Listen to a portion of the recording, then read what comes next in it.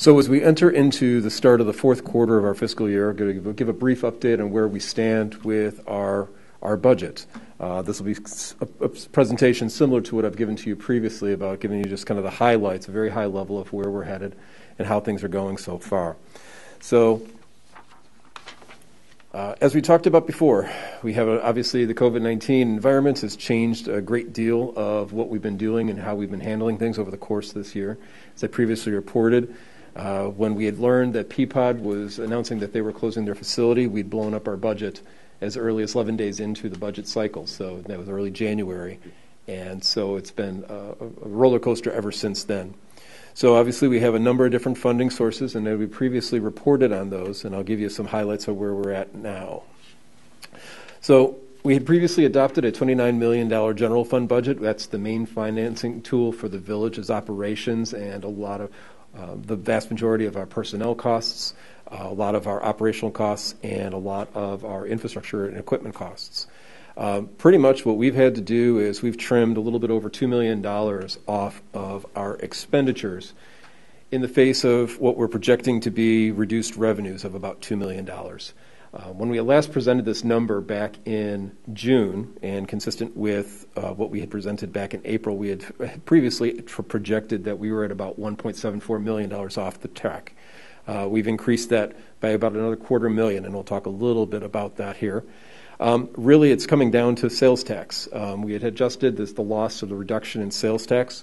We had already accounted for Peapod early on in the fiscal year, but we'd seen a little bit less sales tax traction in Lake Zurich in a number of categories. What we did was we adjusted our sales tax reduction after accounting for Peapod by an additional $100,000. And that's specifically, we don't know where we're at with back-to-school shopping, actually. Historically, back-to-school shopping was a big bump in our sales tax revenue on an annual basis. Those typically show up in August of each year. And our sales tax reporting from the state lags by 3 months behind.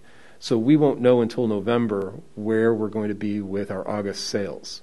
So in kind of just watching very closely with the landscape with where District 95 has been, and also just watching and monitoring our activity at our larger big box stores, we felt that was a prudent adjustment, adjusting it downward by $100,000 for that month. So we're trending a little bit off of 11% down for the year to date.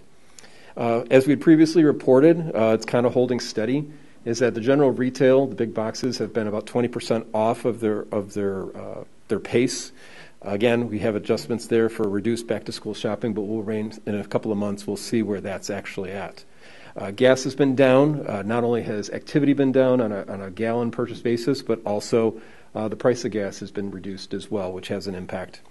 As you expect, more people are eating out, or eating in, I should say. So food and grocery has been doing well, and people have been spending their vacation dollars at Home Depot and other home improvement stores rather than travel. So you're seeing more home improvement, a little more home improvement activity.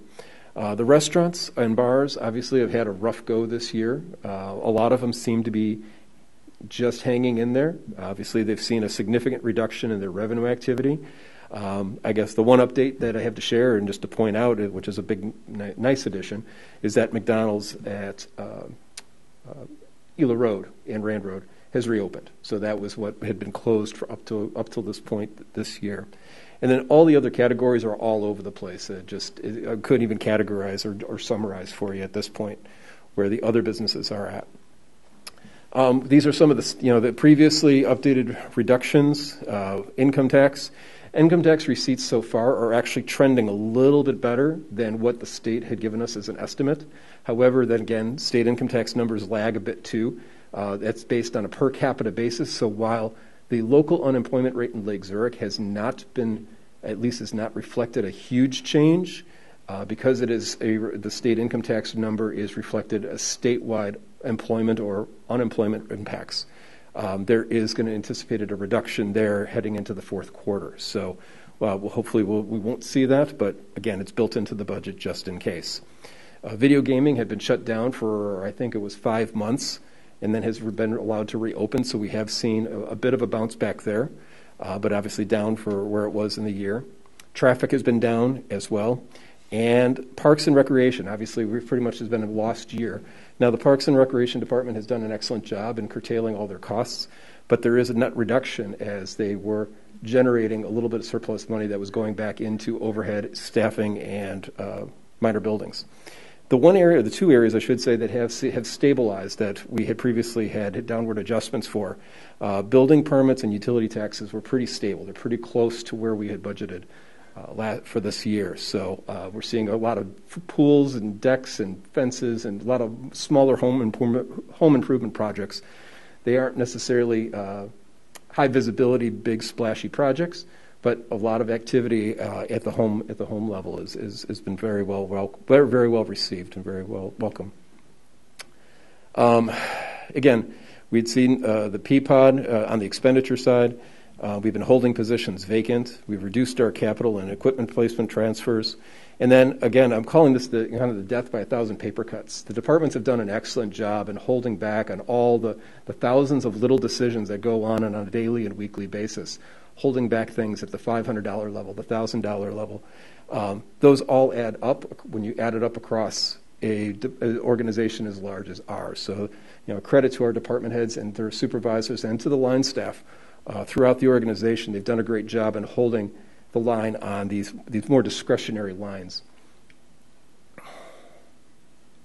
On the capital side, we're pretty much done. Mike could talk about any of these projects if there's anything in particular that you'd like to learn more about. We have our tree replacement program, finishing the Paulus Park parking lot. We had the tree removal at Couchman Park. We finished the E.O. Sullivan project earlier in the year, and then, of course, the Breezewald Playground replacement. So pretty much right on track with where we're at for the fund drawdown. So slightly over, but again, we have a solid fund balance in the capital project fund. Non-home rule sales tax. This is where we were funding the Cedar Creek and Kildare Creek storm bank project. We had our road resurfacing program.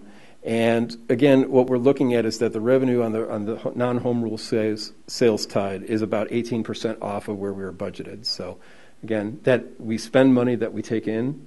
We have a healthy balance in non-home rule sales tax. So that'll be something that we'll take a closer look at as when we're lining up the must-do projects for next year in the road program. Motor fuel tax, as you can see, this is an interesting one, is that actually the activity is down, but because there was a formula change at the beginning of the year that was not reflected in our budget, it's actually come right in line with where we had projected in the budget. So just a lucky guess, I guess. And then, as you can imagine, hotel tax fund, that is where we primarily fund our special events.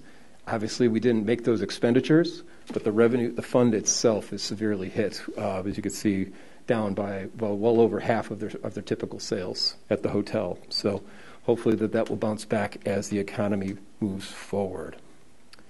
So unless there's any questions about fiscal year 20, just looking ahead into 2021, just kind of checking in with all of you. We're started working very diligently on our budget process for next year. It's a work in progress. The situation is very fluid. But what we're going to do is we're assuming that the current COVID environment is going to continue into 2021. We're not going to assume that there's any rescue from the federal or state level, so that there's nothing that we're going to have to keep in line in our expenditures with what we're projecting our revenues. And that is one of the things, as I said previously, is that we have almost no control over our revenue streams.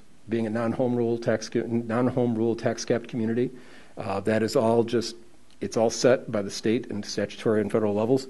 There's nothing that really can control. So we are kind of along for the ride on what those revenues come in to be. And so we try to best as possible control the expenditures. A lot of those expenditures are built in. We have union contracts, we have pension obligations, we have debt, we have standing operational costs that just can't be done without. But what we try to do is work and reprioritize constantly on a monthly, if not now weekly or almost daily basis, particularly as we're heading at the end of 2020, but then also looking ahead into our projections for 2021.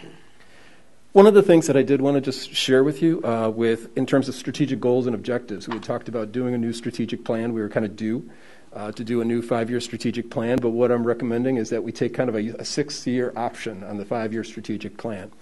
I feel that the goals and objectives that are memorialized in the strategic plan, the financial sustainability, the quality development, sustainable infrastructure, sustainable services, and civic engagement remain valid. That those are things that, unless you all direct us otherwise, you want us to do something differently or significantly significantly differently or take a different track with things, we're going to continue to proceed along those lines so that the goals and objectives, while we may have to modify them a little bit with constrained resources heading into 2021, that is what we're building our budget for next year off of. As we get further into next year, then we kind of reevaluate what our conditions are, what our situation is going to be for 2022 and beyond. And we felt that that would be a great time to kind of revisit where we're at with the strategic plan. Hopefully there's light at the end of the tunnel, the sun will be shining, and we'll be able to move the village, continue to move the village forward in significant ways. So unless you have any questions, we'll get back to work. Okay. Thank you, sir. Yes, Anybody have any questions? I just had a quick question for Ray. Yes. Whatever happened to some of those grants that we had applied for Paulus? Did those just with COVID all go away? No. So there is the OSLAD grant, which was awarded. That'll be in the stack of things to consider for building into the budget for either 2021, 2022. There is the park grant, which was a kind of a long shot grant application that we had put in for the park building. We had said that the ratio of applicants to awards was 10 to 1. We have not yet heard what the status of that grant program is. We thought we might hear something toward the end of October, early November, but obviously the state is well behind in their processes with the COVID environment. So. Okay. All right. Thank you. You're welcome. Okay. Anybody else? No?